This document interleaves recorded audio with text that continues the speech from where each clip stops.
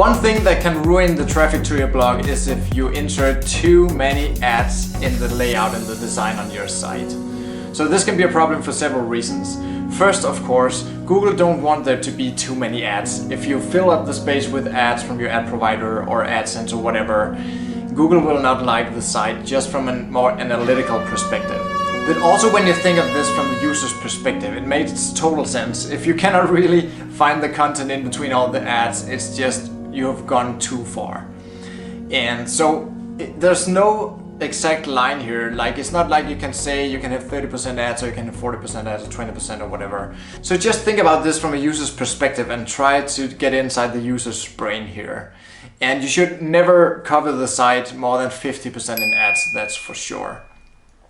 And the problem here is also if people bounce off your site because they think there are too many ads, or they're too spammy, or they're too intrusive, they pop up everywhere, or they start playing in all the corners and so on. If people sort of bounce off your site or they stay not as long as they would have on your site, you're showing Google that you don't have good quality content. So think about that. And there's also something you should totally work with your premium ad network provider about. So whether you're using Mediavine, Ezoic, AdThrive or whoever, they will work with you on this. And you can typically turn up the nut a little more or a little less in order to work with that balance between revenue and the user experience. So something else that can ruin the traffic on your website is what I just want to call like technical issues. So let's just put this in one point here. So the first one being choosing a bad WordPress theme. And the problem here can be that you will have a theme that's not easy to navigate. It might be loading super slowly. Maybe there's even like security issues with it because it's not properly designed and developed, so to speak. So choose a good theme that has been downloaded a lot of times so you know that there's a lot of people using this and there will be a lot of people bugging the creator behind this theme if there's anything wrong with it from a technical or security perspective. And another thing that we can call like a technical issue can be speed. So if your website is too slow, that's also a problem with your site because people might bounce off, they might just not want to wait until it fully loads. So of course that also has to do with the theme, but there are many other things that plays into this. Typically what I see when people have slow websites, it's mainly because the images are way too many or too heavy. If you've been following my advice on this channel, you know that I typically only place a few images on my pages, on my articles, because that makes for a super fast load time and it also allows for more ad slots down the page because, you know, all the visual stuff on your site, all the graphics, pictures and ads and so on, they'll all be competing for attention. So if you want to show ads on your site, I recommend you don't go overboard with images, and that also helps that load time. The next technical issue that can totally hurt the traffic to your site is if you have indexing issues. So let's say you have a lot of pages on your WordPress site or whatever site you have that's not linked to from the front page or from the menu or from what we can call archive pages or category pages. If Google cannot find those pages, they will not get indexed in Google. And you might have a big problem there. So first of all, just go with WordPress. I think it's much better than Wix or Squarespace or Blogger.com or all these other platforms for several reasons. First, you want to avoid using Blogger or Blogspot or whatever. I can't even remember what all those sites are called, where you can have sort of a blog on somebody else's domain. Don't do that because you cannot really control the ads there and you will have to migrate your site eventually. So you should just start on your own domain to have 100% control over what's going on your site. And also with Wix and Squarespace, I'm just not a big fan. I really love WordPress because it's so powerful and it's so great for the purpose we have when we're building websites with the content and affiliate. But I mean, you can go for Squarespace or Wix if you want to do that. But I have seen so many people start on Wix or on Squarespace coming to me, how can I migrate my site to WordPress? It's like, just start out on WordPress, all right, because you will eventually end up there. There's a reason why more than a third of all websites online are running WordPress. And we're talking huge sites here. It's not just tiny blogs. We're also talking sites like major news publications. So we got that out of the system. And the last thing from a technical perspective here I just want to point out is if you have a bad mobile experience on your site, if your site is hard to browse on a mobile device, if you cannot really access the menu, stuff like that, think about that. Many people only see their own website through their laptop or their desktop computer. And that's of course very problematic because the majority of your traffic will be coming from mobile devices and tablets. So make sure to often test your site on a mobile device and different mobiles. Also try browsing your site from a cheap mobile phone, not just the very expensive Apple phones, but also other cheaper brands that has a slower processor and where you might have a smaller screen. So make sure that it works perfectly, because if it doesn't work on mobile, it will fail. The next thing that can ruin your site is link building, and you've heard me rant about this many times. Just stay away from it, unless you really know what you're doing.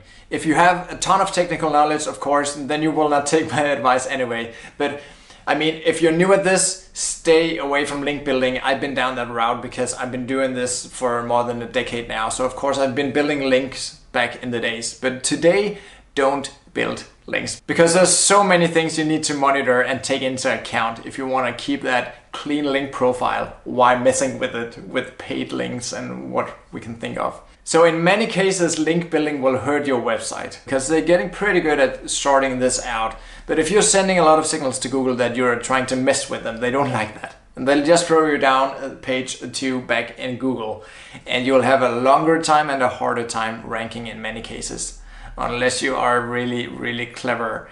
But I wouldn't join the ranks of the people trying to stay ahead of Google on technical issues like link building. I think Google will win this race eventually. So in order to future-proof our sites, I would strongly recommend you don't do link building. The next thing here on my list is duplicate content. So again, if you're working with a pretty standard WordPress setup, in many cases you don't have to think about this. But one way you can actually get a ton of duplicate content on your site with WordPress that some people are not aware of is when you're setting up your category pages and your archive pages. Inside WordPress, you get to decide how many characters or how long this snippet, you can call it, should be from each article featured in that list of articles on your archive pages and your category pages. So make sure to not take that little box off that will just put the whole blog post or the whole articles there one after another, because that will just mean that you'll create a whole lot of duplicate content on your site. And of course, make sure that other people are not grabbing your stuff. I mean, some people will scrape your content when you start seeing a lot of traffic, and that's typically not a problem at all. I never really found any issues with that would hurt my site. It will hurt their site, and that's fine, of course, but don't let people buy your content, or don't make arrangements with other people where they can put your content on their sites. If you want to do that, you need to use what is called a canonical tag. So it's a little tag, it's a little technical thing, just Google it and just make sure that you have this figured out if you want other people to list your articles. And personally, even if people want to pay for my content and they put this tag on, I don't want them to do it, because these technical settings are to be put on their site. They need to point to me or to you and telling Google that I'm a copy of these guys or this guy, and I don't want to rely on people remembering to always keep this up to date. What if they sell the site? What if they're working with another webmaster or programmer at some point and they're removing this little tag because it didn't update or whatever? I just don't want any risk, like we can call external risk, to be able to affect my site in the future. Another thing that can totally ruin the traffic on your site or your blog just altogether is if you get malware on your site. So this is what we can call bad code or malicious code. Some hacker trying to inject or insert code or something like that on your website. So this can happen for several reasons. So it can be because you didn't update your plugins. It can also be because you just have been using like bad plugins. So again, only use plugins that has a lot of downloads and a lot of users. And this is something that WordPress shows us when we look at the plugins. So you should never in a million years install a new plugin that only like 10 or 100 people are using. And of course the same goes for the WordPress theme itself, as we talked about. And also, to keep these people outside your system and outside your site, you need to always choose a strong password. That goes without saying. But something that people many times forget about is the username, because by default, WordPress would give you a username that's just your name, your first name and your last name. And that's how they ask you sort of to enter your name inside WordPress when you create a user. This can also be a user you're creating for one of your authors or an admin or the advertising network that needs a profile on your site in order to install the ads. So make sure to not have your username something like Dan Johnson or just your first name and last name. Always treat your username like a password.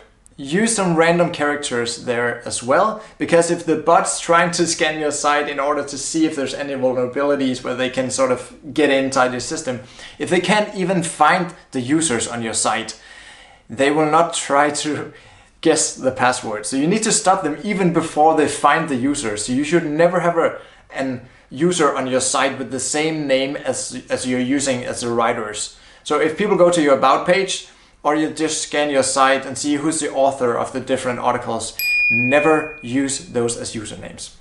And the next thing that can ruin your site is if you're starting out in a niche where you can either not compete or you will never rank in Google altogether because you are diving into this bucket of what Google calls YMYL.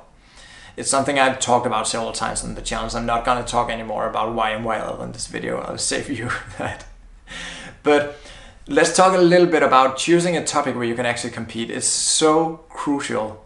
And if you're starting out and you're new to this, you should not necessarily go for something that you're just passionate about. Let's say you just love talking about soccer or basketball or whatever. That might be great because it's such a huge niche that you can always find some corner somewhere where you can find those underserved topics that I tell you about, that you always should start out with. But let's say your passion is computers or smart gadgets or whatever, just something with a lot of competition. I mean, if you were to create another site with tutorials on how to use your phone or how to create a smart home or whatever, I'm pretty sure you'll have a hard time doing that. You need to be really, really good at topic research in order to find those underserved topics. So for your first site, in order to get any chances in Google and actually be able to find those underserved topics, go for something where you can find a lot of underserved topics. Go for something where you can actually compete, because otherwise you might not only ruin your traffic, you might never get any traction to your website altogether. But actually the number one thing probably that will hurt people's sites and make sure that they never see any traction, or you can call that will ruin their whole blog altogether, is that people stop writing articles way too soon. Especially if this is your first time around, because you will need a bit more content than somebody who's very experienced with topic research and just all those little things that goes into creating an awesome website. So keep adding more content and keep at it, because you will be so glad in a few years down the road that you did, or maybe just 1 year down the road. You'll be so happy that you didn't stop, because if you stop now after you've been putting, let's say, 20 or 30 articles on that site, a year down the road, you'll reap the benefits and you'll see that you're now actually getting some traffic, in case you can rank for those articles, of course. So watch my other videos about how to find those first topics. But if you stop now after 10, 15 articles or 20 articles, you will hate yourself for it later. Just keep at it, because 1 year down the road, if you've been posting articles consistently every week to your site, when that first traffic starts to come, it will be a wonderful time ahead of you, because you'll just see more and more traffic, and it's so motivating. So there's that. Remember to subscribe to my channel and give this video a thumbs up. I'll see you guys next time.